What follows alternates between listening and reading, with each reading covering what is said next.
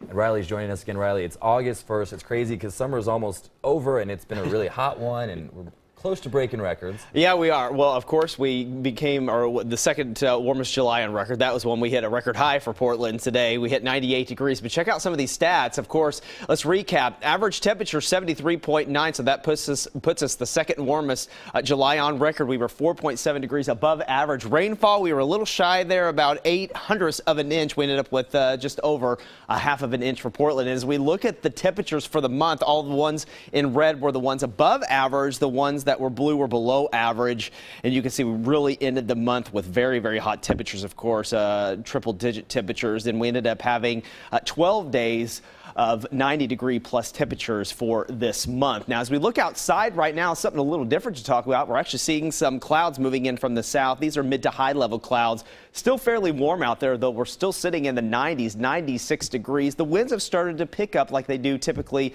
about this time. The latest gust from the northwest at 21 miles per hour. West side right now, Tigard still in the triple digits. We're at 99 at Beaverton, 92 degrees for you in West Lynn, 96 in Canby, and you can see low to mid 90s out on the east side right now. Battleground still sitting at 96 degrees. As we take a look at the valley, you can see Salem 97 for you right now. Kelso still at 91. 103 in the Dalles, 95 in Bend, but pretty comfortable out towards the coast. You're seeing more clouds than sun out along the coast this evening. So we are still watching the excessive heat warning. That goes until 9 p.m. Once this expires, we're finally going to get to see some relief coming in here. Tomorrow's still going to be a hot day, but it's going to be more like the low to mid 90s, not the upper 90s. And another thing we're watching, the heat advisories for the areas shaded in orange, that will expire tonight at 9 o'clock, so some good news there. And we have a little bit of moisture on the map. We've been watching some showers and a few thunderstorms on the east side of the Cascades that have been advancing to the north. Now, as these push to the north, I think we're going to see them fizzle out, so we're going to get some of these debris clouds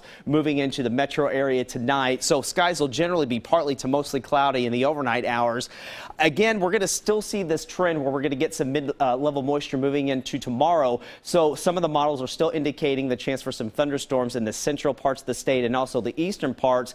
And, you know, if they last long enough, we might get a shower trying to drift up toward the gorge tomorrow night and maybe affecting our east side. We're going to have to watch that closely. It's a very slight chance, but tonight it's going to be dry with some clouds moving in. Temperature still around 93 by 7, 84 by 9 o'clock, and by 11 we'll be right around 78. So as we look at the models, you can see the temperatures going down for tonight, but some of those mid-level clouds moving in. I'm going to stop the clock right around 7:30 tomorrow morning, waking up generally in the upper 60s for the valley.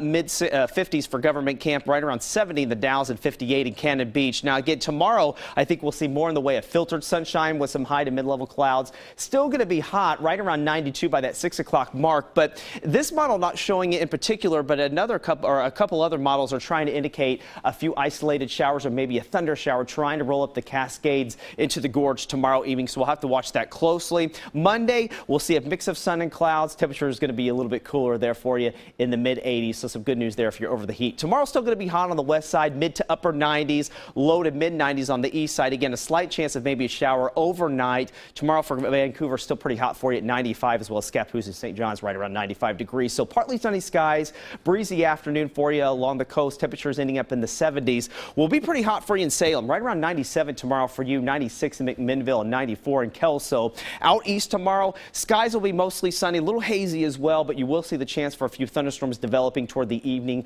hours, and that's going to be the same for you up toward the gorge if they make it up in that area. In Government Camp, a slight chance of a storm as well. So the extended forecast will call for that cooling trend once we start to get into the early parts of next week. It's going to be pretty nice out there, at least Tuesday, Wednesday, and Thursday. A little bump in the temperatures by Friday with a mix of sun and clouds, Chris. See, that's my kind of summer right there. Temperatures in the 80s. Can't ask for better than that. Looking good. Not too hot, not too cold. Yeah. All right. Thanks, Riley.